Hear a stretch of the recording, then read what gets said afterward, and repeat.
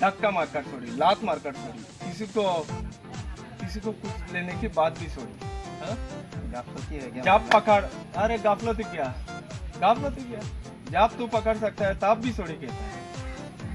देखिए मैं एक बात बताना चाहती है, जब एक आदमी का सामने जब मिलता है जुलता है, सॉरी मसाला भाई, ये गाफलती हो गया तो। गाफलती गलती क्या, हर इंसान को गलती, किसी को लात मारकर छोड़ी कहता है, हैं? किसी को धक्का मारकर छोड़ी कहता है, किसी लड़की को टच करने की बात भी छोड़ी कहते हैं।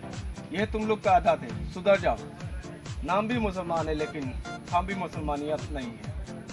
सुधर जा और ना ये हरकत ही और दूसरा आदमी को साथ में करता है तो बहुत बड़ा गलत है। देखो भाई को